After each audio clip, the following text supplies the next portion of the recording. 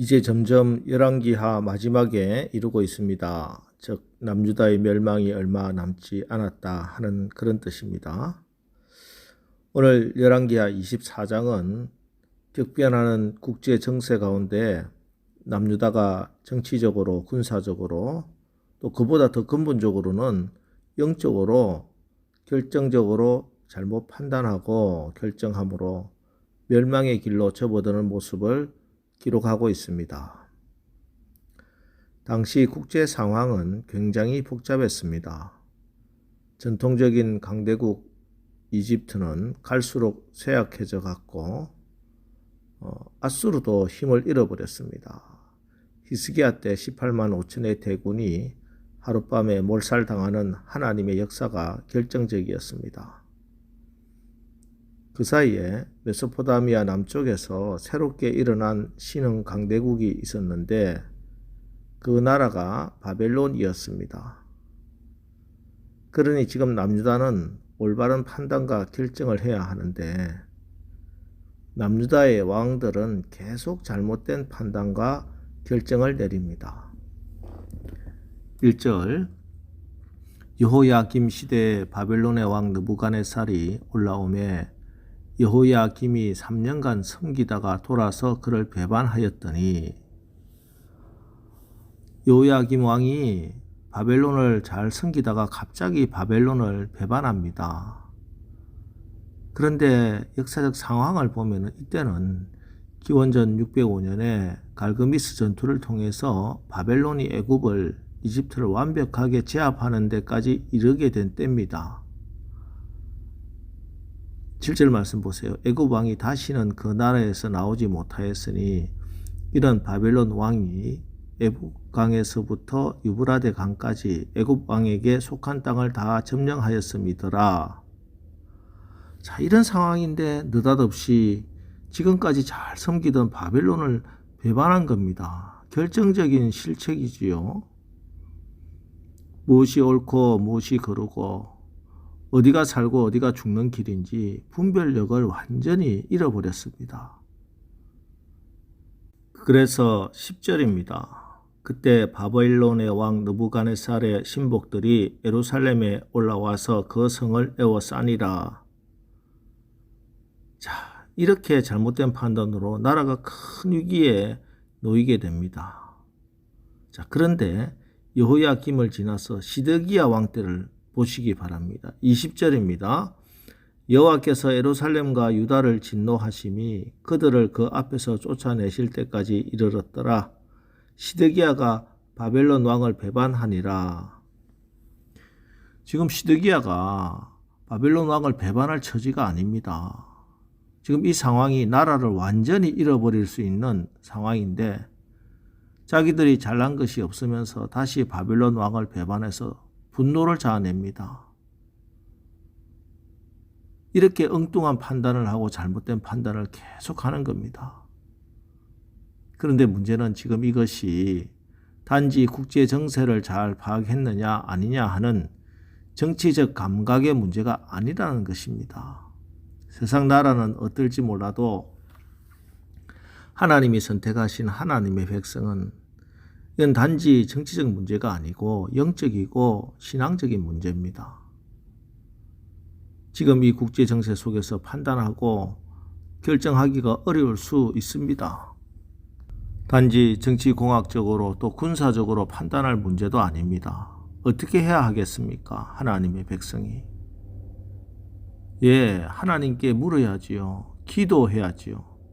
그 전에 요시야 왕이 그랬고 조금 더 올라가면 히스기야가 그랬고 그 전에 올라가면 다윗이 그랬던 것처럼 나라가 강하진 못했어도 그럼에도 불구하고 하나님께 묻고 기도하고 하나님의 응답을 받아서 하나님은 다윗의 지세를 넓게 해주셨고 히스기야와 함께 해주셨고 요시야와 함께 하셔서 그 나라를 악한 사람들의 손에서 건져주셨습니다.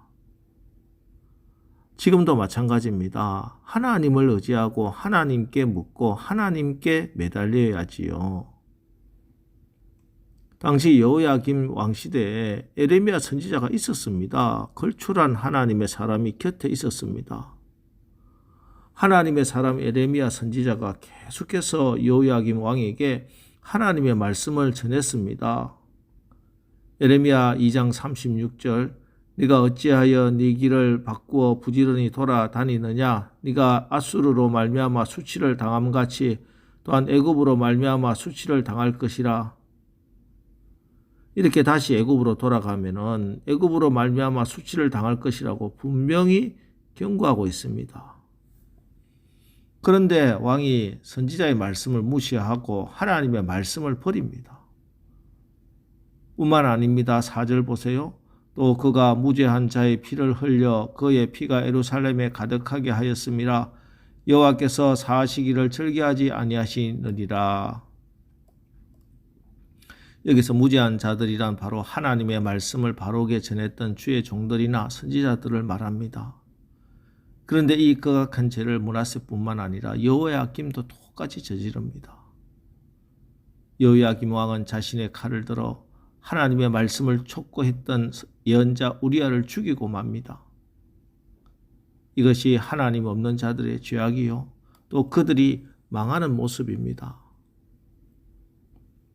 성경은 지혜를 하나님을 아는 것이다 라고 말씀합니다. 하나님을 알고 하나님을 경험하고 하나님에 대해서 더 많이 알아가려고 노력할 때마다 하나님께서 우리에게 주시는 지혜가 하나하나 더해가게 됩니다. 그리고 이렇게 하나님을 더 많이 알아가는 지혜가 쌓이면은 세상의 사리 분별과 판단에 있어서도 실수나 실패가 적어집니다. 이 세상 모든 역사와 인간의 생사화복을 주관하시는 분이 하나님이신데 그 하나님의 마음과 눈으로 세상을 바라보니 당연히 분별력, 판단력이 생기게 되지요.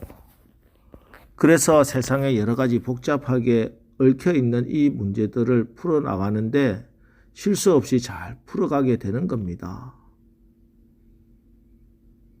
그런데 오늘 여호야김 또 시드기야는 하나님을 경외하지 않고 하나님 알기를 거부하니 미혹과 어리석음에 사로잡혀 사리 분별을 하지 못해서 지금 세상이 어떻게 돌아가는지 제대로 모르고 자기 자신뿐만 아니라 나라를 완전히 망하게 만드는 겁니다.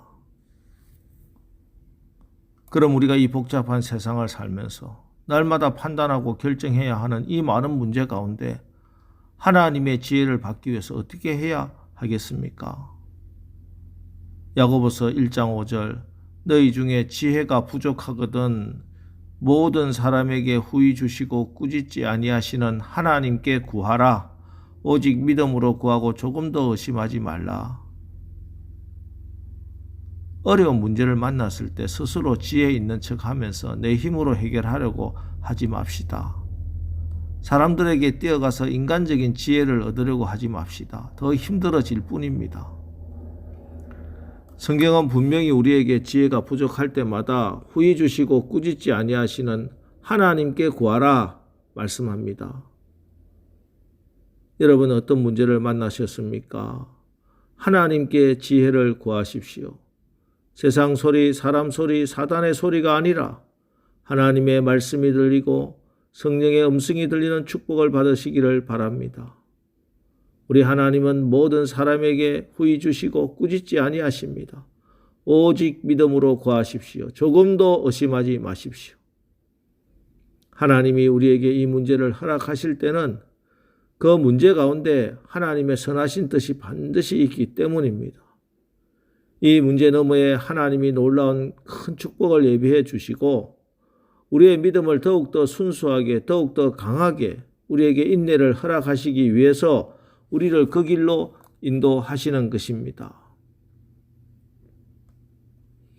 오늘 이 새벽기도 시간에 믿음의 기도로 하나님이 허락하시는 지혜를 받으시기 바랍니다.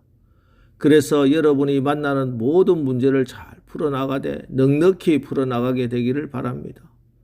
그래서 하나님께는 영광이요 또 우리 모두에게는 하나님의 축복이 함께하는 귀한 오늘 하루 삶이 되기를 주님의 이름으로 축원합니다.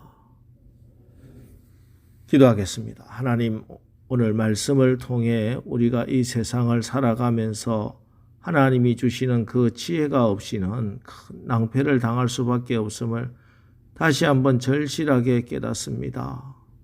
지금 이 시간 나에게 맡겨주신 삶 가운데 오늘 하나님의 지혜로 풀어가야 할 문제들 산적해 있음을 인정하고 하나님이 주시는 그 지혜를 구합니다. 우리가 복된 자들이 되어 세상 소리, 사람 소리, 사탄의 소리가 아니라 하나님의 말씀이 들리고 성령의 음성을 듣게 하옵소서. 후히 주시되 꾸짖지 아니하시는 하나님께 입을 크게 벌리고 믿음으로 간구하여 주님이 주시는 지혜로 실수하지 않고 실패하지 않고 모든 문제를 넉넉히 이김으로 승리하는 오늘 하루 우리의 삶이 되게 하옵소서. 예수님의 이름으로 기도합니다. 아멘. 자, 이제 오늘 말씀을 붙들고 주여 오늘 하루도 우리가 주님으로부터 지혜를 받아 승리하게 하옵소서. 오늘 말씀을 붙들고 우리 합심해서 기도하고 나가겠습니다. 우리 기도하겠습니다.